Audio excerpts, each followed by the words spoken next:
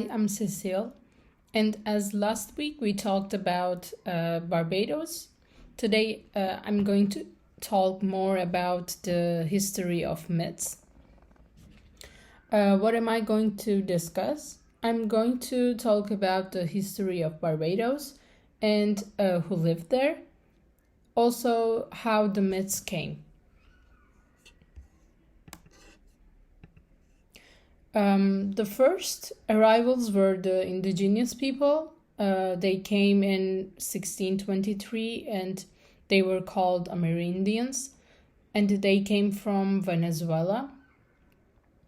They crossed the ocean with canoes and they made their new home in Barbados along the coasts. They did not leave any hints behind, but they left some traces for the archaeologists to date and dream about. And they did that with some shells and utensils. The second group was English colonization. They arrived between 1625 and 1644. Their head of the colonization was the Captain Henry Powell, and he brought 80 settlers and 10 slaves at first in order to occupy some parts of the land. And they arrived to Hull Town, which was also known as Jamestown. So, who lived there?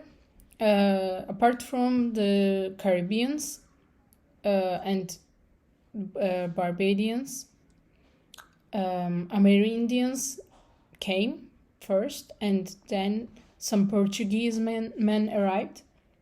And then at the end, Englishmen with slaves came, and they brought African people.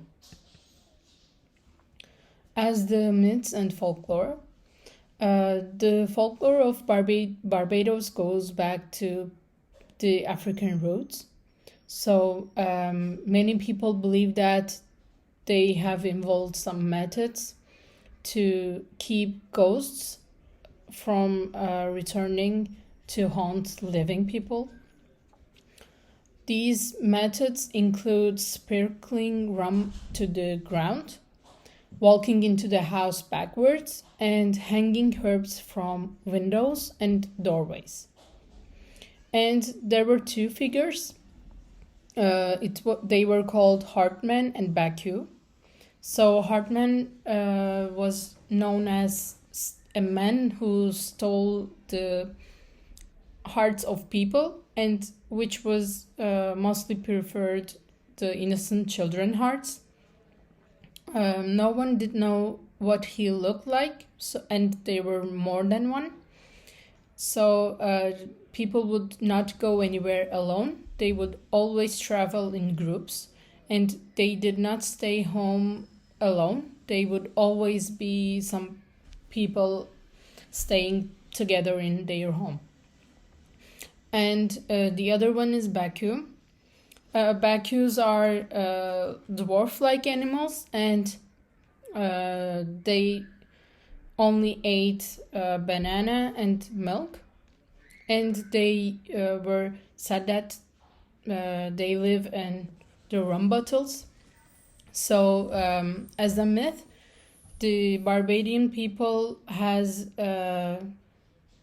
thought that they are still in the rum bottles, and from time to time they just put some milk and banana in the bottle and throw it to the water in order to get away from the Baku. And in order to protect themselves, they usually put some banana and milk near to the bottles, so that the Baku won't come and try to feed on their spirit. How the myths passed. So African culture groups did not use written language until the modern times.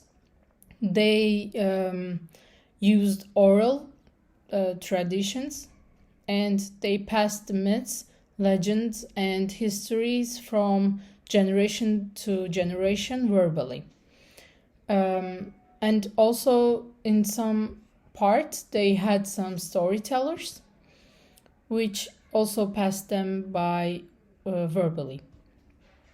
After some times with the colonizers, which was like in the 818s, after the arrival of European explorers and colonizers, they started to record some of their myths, legends, and their history in order to prevent them from getting lost or being forgotten.